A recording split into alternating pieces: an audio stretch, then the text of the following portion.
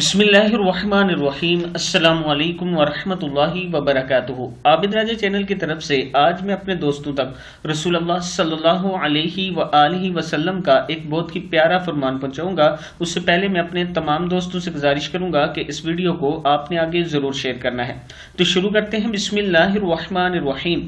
آپ صلی اللہ علیہ وآلہ وسلم نے فرمایا، جو شخص کسی مسلمان کی دنیاوی تکلیفوں میں سے کوئی تکلیف دور کرے گا، اللہ تعالیٰ اس کی قیامت کی تکلیفوں میں سے کوئی تکلیف دور کرے گا، اور جو شخص کسی تنگ دست کے لیے آسانی پیدا کرے گا، اللہ تعالیٰ اس کے لیے دنیا اور آخرت میں آسانی کرے گا، اور جو کسی مسلمان کی پردہ پوشی کرے گا، اللہ تعالیٰ دنیا اور آخرت میں اس کی پردہ پوشی کرے گا۔ اللہ تعالیٰ اس وقت تک بندے کی مدد کرتا رہتا ہے جب تک بندہ اپنے بھائیوں کی مدد کرتا رہتا ہے یا اپنے بھائی کی مدد میں لگا رہتا ہے۔